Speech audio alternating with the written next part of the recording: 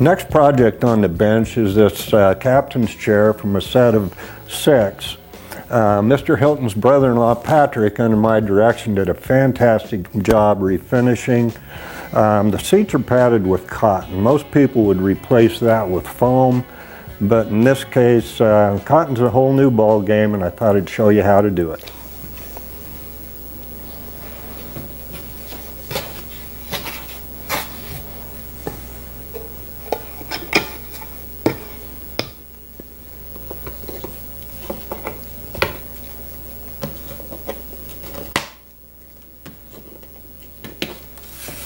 I've worked a lot on Tell City furniture over the years, and it's very good quality. This particular set is unusual. They usually were more oak chairs in an early American style. Put that on there and protect the label.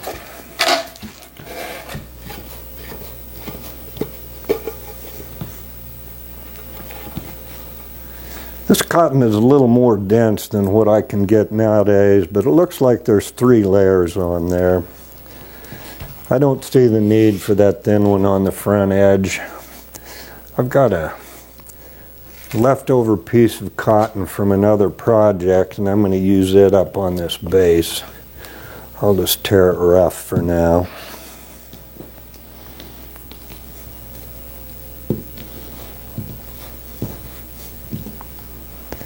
I don't know if I can get 2 more out of that. Looks like yes.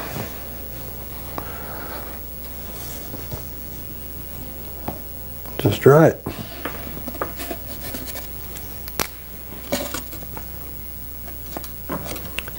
And lay that out the same size as the seat.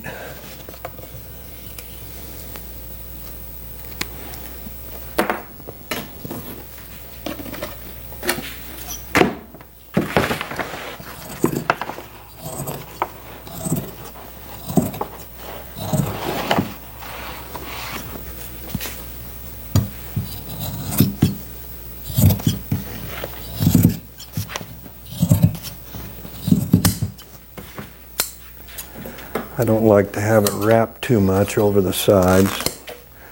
I can trim that back when I need, but I'll start long.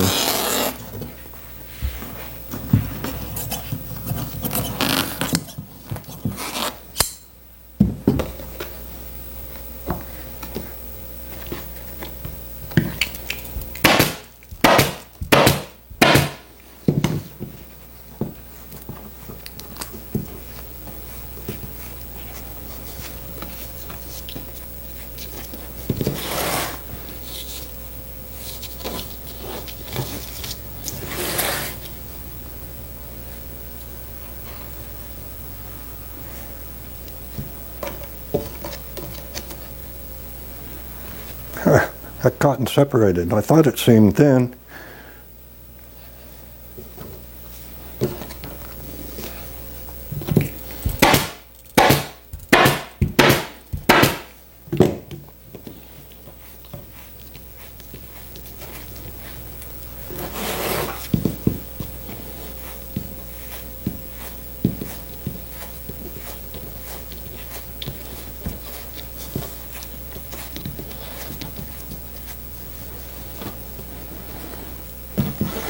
Because this process requires me to pull a lot of temporary staples, I like to keep them as short as possible. So I'm switching from 3/8 down to 1/4. I've got the fabric laid out, marked centers, figured the ratio of the taper along here. It makes it easier to fit in the application. I'll drape that up over and line my centers. I don't want this cotton to run over the edge. It all has to stay back beyond there.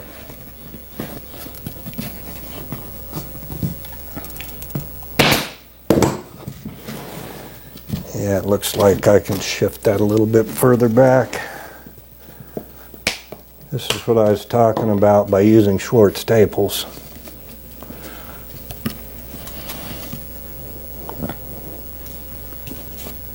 All right, let's see if that works better.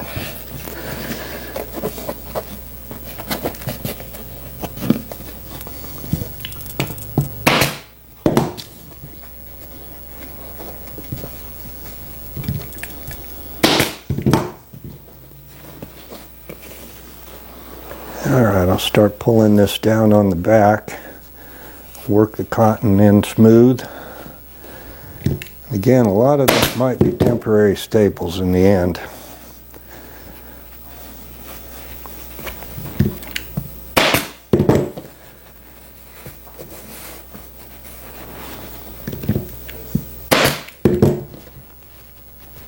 Brushing it out towards the edge. As it's inconsistent in its thickness and the way it compresses, so sometimes I'll have to change the profile of, again, temporary staples. There's a thick area here to pull down.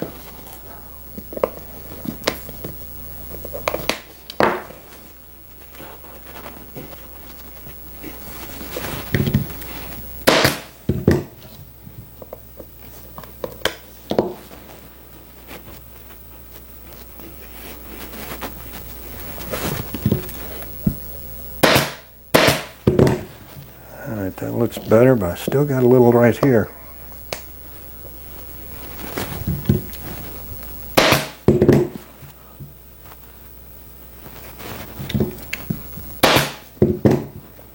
Alright, that's much better.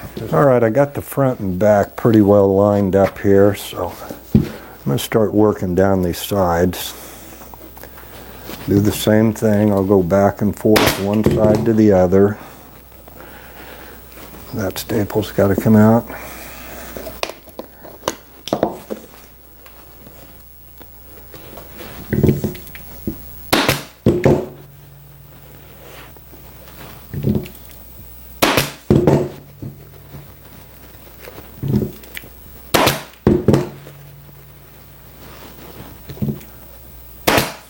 A little bit of a thick spot out here on this end.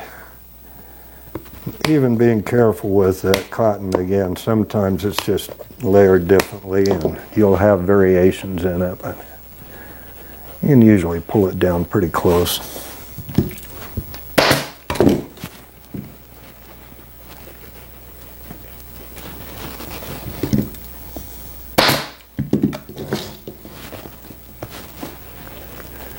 Alright, I like to finish these corners out so that the pleats face to the front.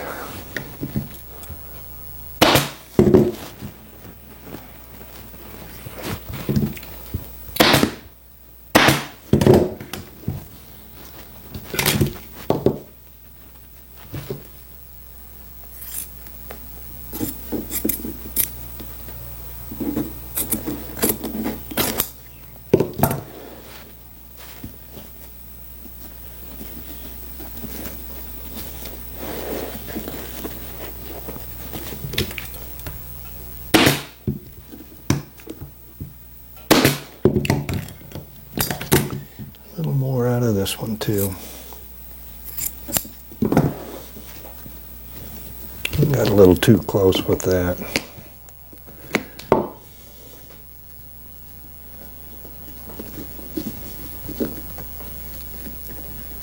Yeah, it's better.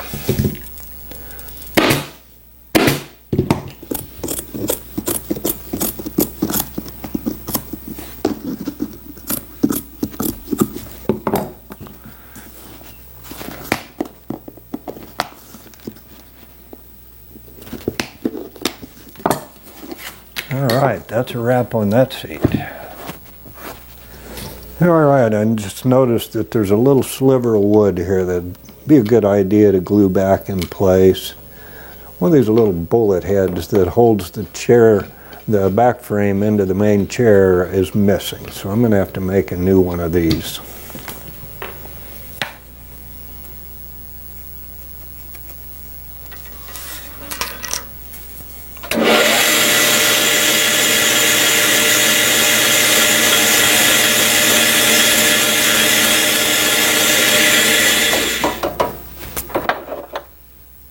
Snug that up just a little bit. Turn that bullet in first.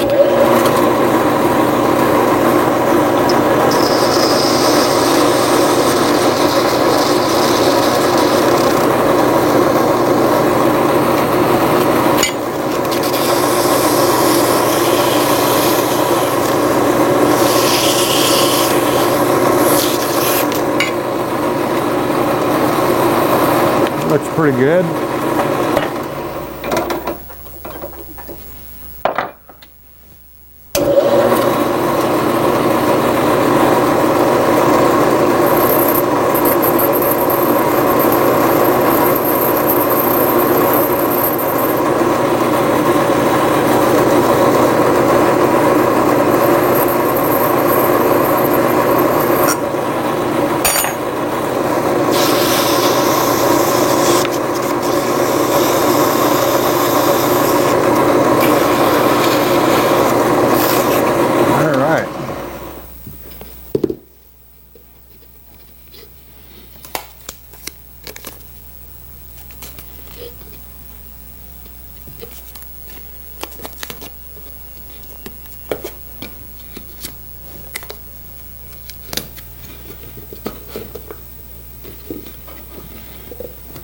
Alright, that'll work.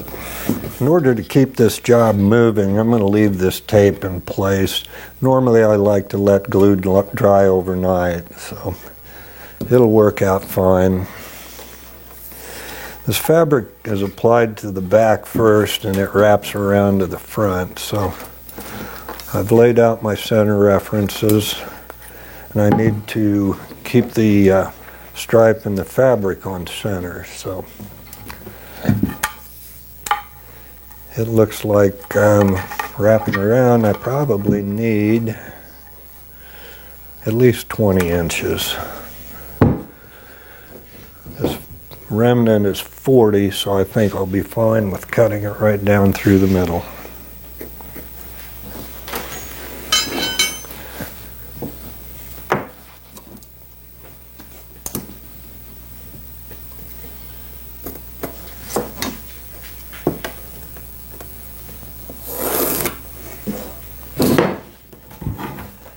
Mark out center references on the top, both ends here.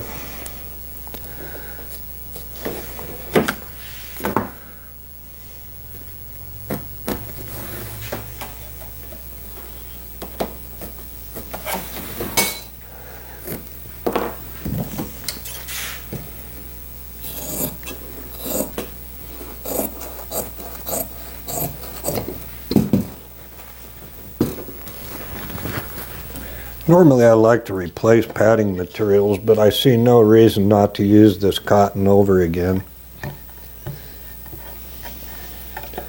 Get it lined up back in place.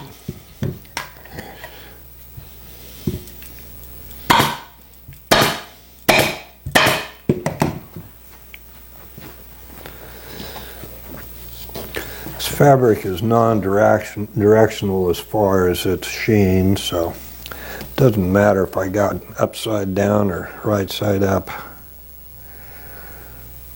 Make sure my stripes are in line.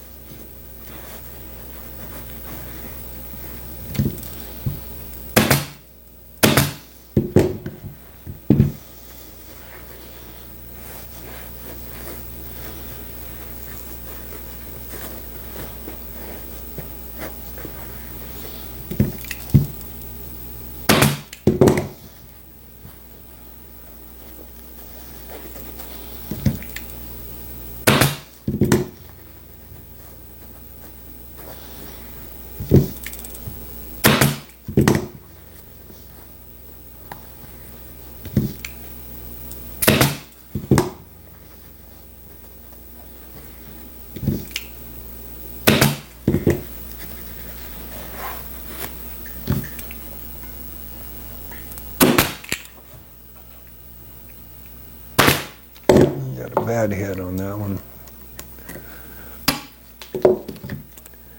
Twist it a little bit.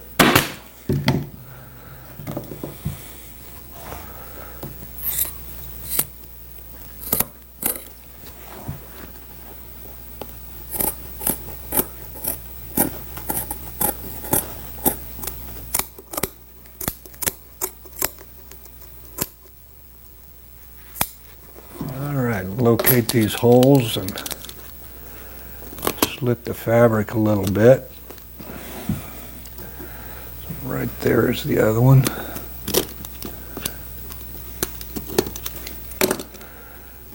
I use my grandfather's hammer to drive these in.